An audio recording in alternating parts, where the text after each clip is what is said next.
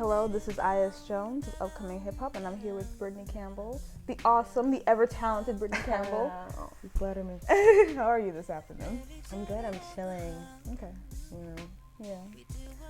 Yeah. So, your run though, I mean, like, you've already put out such amazing music. You're a front runner of a band. And in an interview you did, I believe in 2011, but So Gutsy, you talk about your influences and about your track Sexy Darth Vader, which is that real work.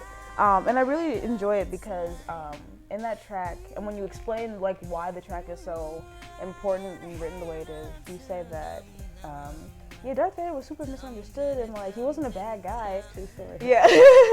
And I love how you're able to see a kind of humanness in Darth Vader that maybe most people don't see. Right. Then I want to ask you, now that you've progressed a lot in your art and you've grown a lot, who influences you now in your work? Are there any artists or any art forms, maybe even outside of music, that push you to do more with your own art? Actually, I've been looking at a lot of skateboard videos. Okay. Watching like people like Rodney Mullen, who's like one of the legendary skaters, and like Pyro Sierra, who's a New York skateboarder. For some reason, like watching their skate videos like really inspires me to make music. Like sometimes I'll be making a track and literally have like skateboard videos on the background. Mm-hmm. But other than that, like musical artists, I don't know, I've been into like the future R&B sort of wave. So like, I don't know how you say this girl's name, SCA, Za, do you say it like that? SZA, there you go, like, Saw 1, Saw 2, SZA, Kalela, the internet. Ooh, the internet is So fire. good. Oh my god. So good. How about Kalani? Do you like Kalani? I've listened to her like a little bit. I haven't really heard a lot. But what I've heard, I've been into. Okay. Yeah. It's just been like my jams, my people. Yeah. So listening to your own music, I definitely get that you do have a history with skating. Were you a skater beforehand and then later you kind of came more into your music, or? Well, like, it's a funny story. Like, I started skating probably in 2013, and the reason why I started, I don't even remember what kind of drew me to it. It's just like, I think me and my friends were just like, you want to try this? Like, let's do it. So we all bought a board together and we started just skating everywhere. And we started going to a lot of skateboarding parties and like realized like how similar the crowd, or similar the spirits of these people were that like kind of gathered together. Like musicians and skateboarders both have like these kind of creative energies that kind of go hand in hand. So I got deeper and deeper into the world, and then I eventually started this fundraiser with this girls organization, which is comprised of like girl skaters. And what it did is it combined music, art, and skateboarding in one venue, and just like happening at the same time. And so ever since we've just kind of been building in the community and been a part of that scene. Okay, that sounds amazing, actually. It's really cool. I'll tell you when the next one is. Definitely, please let me know. So now going back into your music. So Heroes is your latest EP. Yeah, it's actually Stay Gold is my latest EP. Heroes came out in 2014. But yeah, now I'm working on a new project. Yeah.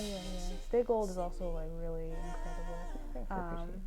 Heroes, I know, one of your first EPs. It's kind of beautiful and upbeat and triumphant in its sound and honest. So I'm curious to know, have you walk me through the production of Heroes and talk to me about how that whole thing came about? Yeah. Wow, okay, I'm gonna have to like dig. Heroes started, I think it took me 2 years to write that album. It was just like it just sort of organically happened, and like I would just like, when the music came, it came. And I had, a lot of influences. At the time, I was listening to a lot more pop than I do now.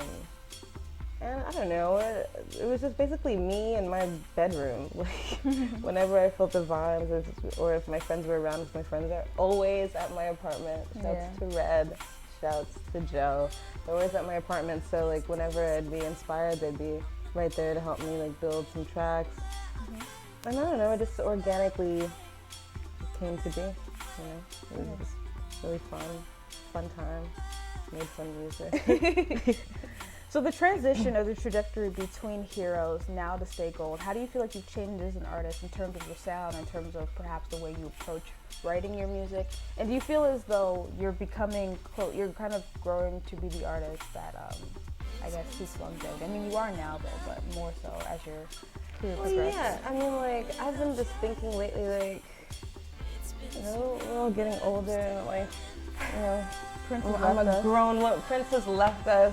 I'm a grown woman, and like, you know, I've been thinking a lot about like why I do this in the first place, and like, I was talking to my friend the other night, and we always talk about this. It's like an obsessive conversation that we have, and I don't know. The goal, for me at least, is to share this freedom that I feel when I, you know, make music, perform music live. And with Stay Gold, the difference between this and I think anything else is that with this project, I don't really care about having perfect songs. Mm-hmm. You know, I just kind of want to write what I write. I kind of want to like find myself again, because in the beginning of my journey, because I was dealing with more industry, you know, driven people, you know, I kind of got locked into this way of thinking like, oh my God, I have to write like songs that, you know, could be on the radio. Mm-hmm. And like, you know, are universal. And you know, like, I was like, now when I approach music, I'm just like, let's face it, like, I'm independent, right? I can do what I want. You know, I can experiment with chords, colors, you know, different styles, different feels, and I have a lot of influences and a crazy musical background. So, you know, with this project, I just kind of want to be true to what's happening in my mind, and also talk about things that are, you know, occurring in my life right now. Yeah, absolutely, because it's really important for you as an artist, for the fans to get a sense of who you are as a person, as right. well as who you are as the musician. So then going back in the industry, with the evolution of music and the internet, do you still feel as though we need things like an A&R, record labels? Or do you feel as though, I mean, Chance and Joe Dad has definitely shown us the path that you can be wildly successful and you don't necessarily need a co-sign from any big name. Yeah. So let's say a record label approached you with a pretty sweet deal, would you take it? Or I don't know. This is like... Even with a bonus? They just give you money up front? It depends on like...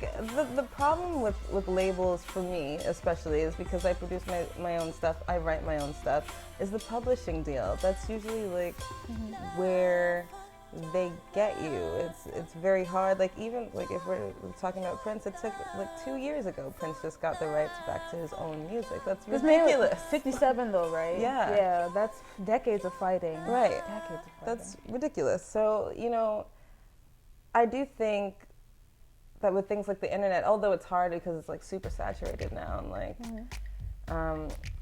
I do think it's possible if you find like a hella creative way to do it, to sort of make your own way independently. It'll be definitely slower, but I think it's possible. I want to say it's possible. I believe in it. Yeah. So as a woman in the music industry, well, I guess industry, a loose term I'm using, have you found any kind of, I guess, issues, for lack of a better term, in terms of gaining kind of respect as a woman, or any kind of incident where someone perhaps tried to downplay your excellence because you were a woman? Well, you know, like, it's a very male-driven world. I mean, the industry. So yeah, sometimes I've gone into circumstances where like people have been totally disrespectful. Especially, I don't really. I've been in a lot of situations where people have been derogatory, like blatantly, like derogatory towards, you know, females and their ability and what they can do. But then there's the other side, like when you deal with like true musicians, which I deal with a lot. That is the primary like language. That's the most, you know, what's the word I'm looking for? That's the most important thing when it comes to communication. So it kind of evens the playing field. Like once we realize, oh, we're speaking the same language, like cool, we can do this together. I have to ask though, so personally for me as a woman trying to make her own name in hip hop, I have a problem with the word females.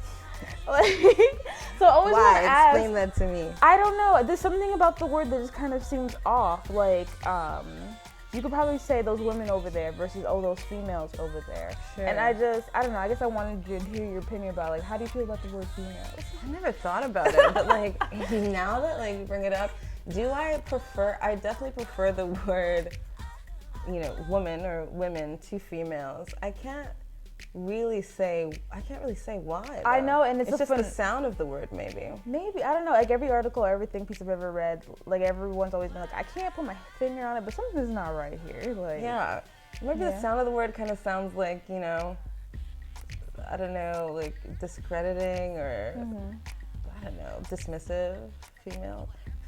Those females over there. Those women over there. See, more like, respectful. doesn't seem weird. Yeah, it's like different. Those women over there. Women sounds more respectful. Totally. Can't know why though. That's a good point you bring up.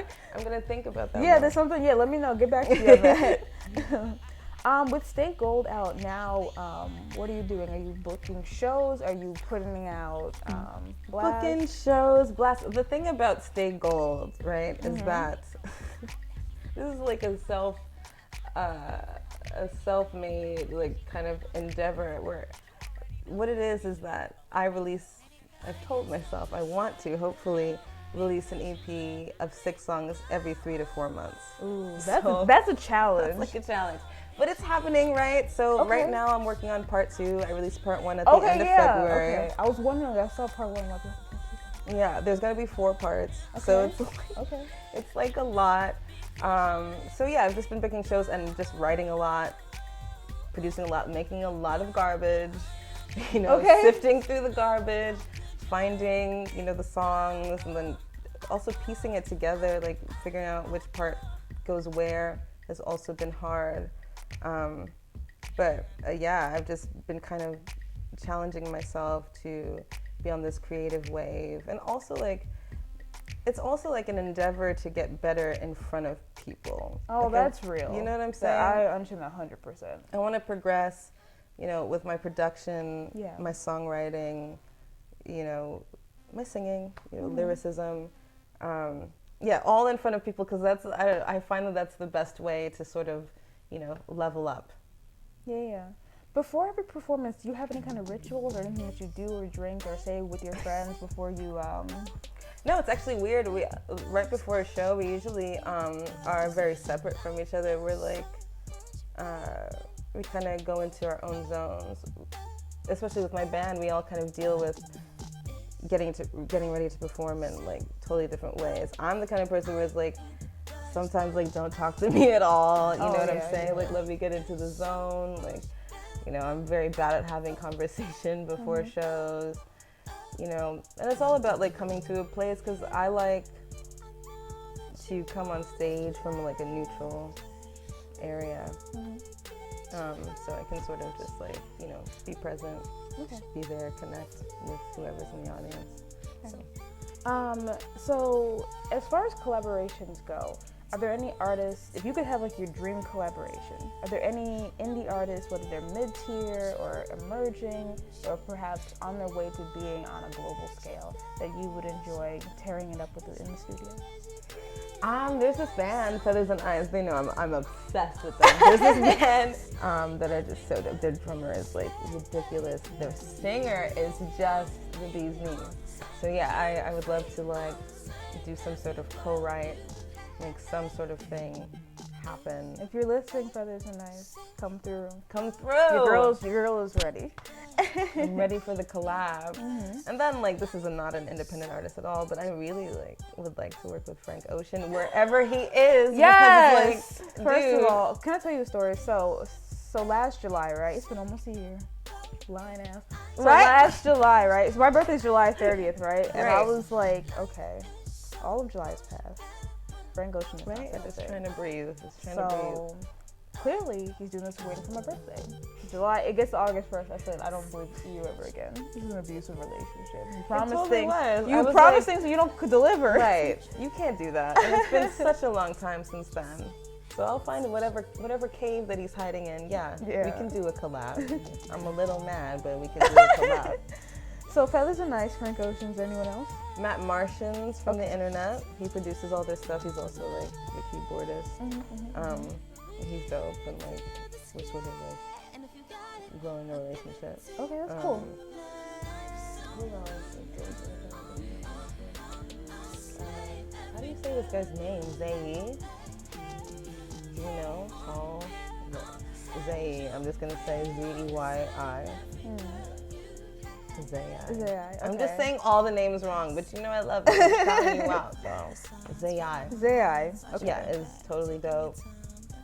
And then like the people that I always collaborate with, like Red Eyes and you know Campbell.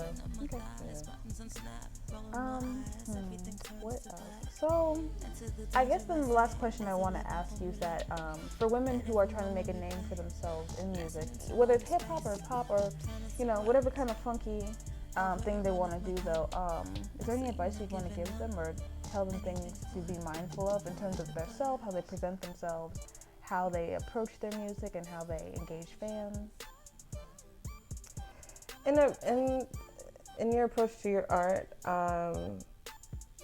all I have to say is just like be as free as you want to be. Like, don't try to fit into, this is so cliche, don't try to fit into any box, but seriously don't, because that could really like become a block for you, you know. Accept yourself at whatever level you are. Know that you will improve. Don't be afraid to put yourself out there in the public eye. I find that is like the best way to improve on your art. Yeah. And yeah, you know, keep it going, keep it flowing. Yeah. All right. Wonderful. Thank you so much, Brittany. Thank you for having me.